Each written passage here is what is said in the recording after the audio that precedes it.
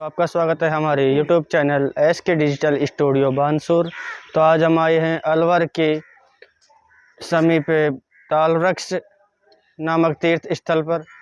तो हम यहाँ पर ये मांडव ऋषि की तपोस्थली है और बहुत ही पुण्य तीर्थ स्थल है। तो हम यहाँ पर बहुत ही ज़्यादा अधिक तीर्थनीय स्थल हैं, वो हम आपको बारी बारी से सभी मंदिरों के दर्शन करवाएंगे और आपको आनंद की अनुभूति होगी। तो चलिए हम आपको मंदिर के तालवृक्ष धाम के दर्शन करवाते हैं। चंपावती नगर था, राजा लोम की नगरी थी ये। इसके 4 दरवाजे थे। पहला दरवाज़ा गढ़ी मामोड़, दूसरा तालवृक्ष, बीणक सिरावास और कूल का कुंड। इसके बीच में चंपावती नगर था। राजा लोम की नगरी थी। मांडव ऋषि तपस्या कर रहे थे। 4 चोर चोरी करने के लिए इस नगरी में चले गए।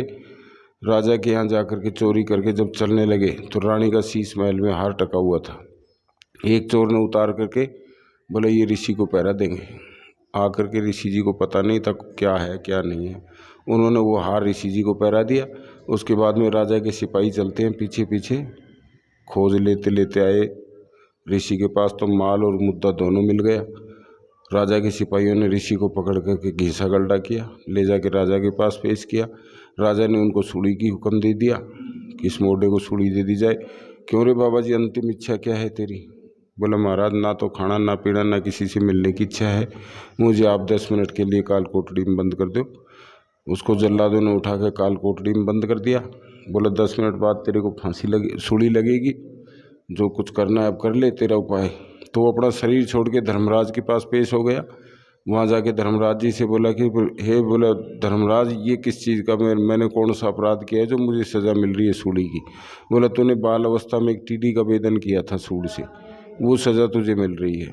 तो बोला महाराज आगे आगे कलयुग आएगा, कलयुग में पता नहीं क्या क्या बच्चे शरारत करेंगे, उनको इतनी बड़ी सज़ा थोड़ी मिलेगी।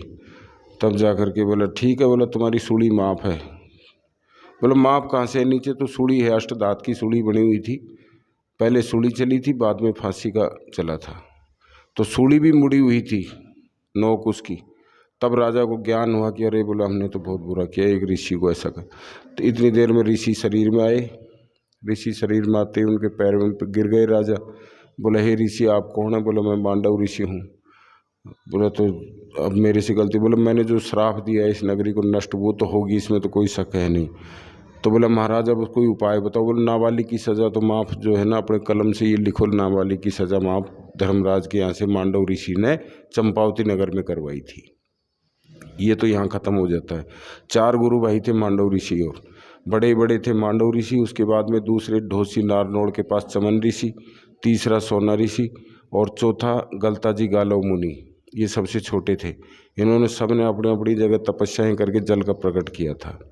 मांडव ऋषि सबसे बड़े थे। उन्होंने चंपावती नगर में फिर जो है दोबारा बैठ के 2500 वर्ष माँ गंगा की तपस्या की। तब उनको गंगा ने दृष्टांत दिया कि हे ऋषि मैं तेरे ऊपर बहुत खुश हूँ, तुझे क्या चाहिए बता। तब ऋषि जी बोले मातेश्वरी मेरी भूमि है, पवित्र पड़ी है, वहाँ चल के एक चरण रख दो तो मेरा उद्धार हो जाएगा, मेरी भूमि पवित्र हो जाएगी। तब से ये माँ गंगा का मंदिर बना है। माँ गंगा के यहीं से पानी चालू है। उनकी तप स्थली वो धूणा है, समाधि स्थल कुंड के ऊपर है भार। और ये माता जी उनकी मैन इष्ट देवी थी, जहाँ से जल चालू किया था उन्होंने। ये था। हेलो दोस्तों, तो हम आपको दर्शन करवाने जा रहे हैं माँ गंगा की। और ये मंदिर बहुत ही प्राचीन माना जाता है, जो कि मांडव ऋषि की तपोस्थली भूमि में माँ गंगा का मंदिर स्थापित है। और इस मंदिर की बहुत ही अधिक मान्यता मानी जाती है। माँ गंगा के मंदिर में बजरंगबली की भी मूर्ति स्थापित की गई है, जो आप देख सकते हैं। का शीश कटा हुआ यहाँ पर माँ गंगे के दरबार में स्थापित है।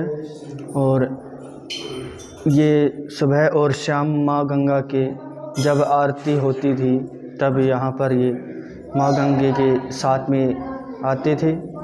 और कुछ समय पहले की बात बताई जाती है कि राजा जयसिंह ने इस शेर को माँ गंगा के साथ देखा तो इसके शीश को इसके शरीर से अलग कर दिया।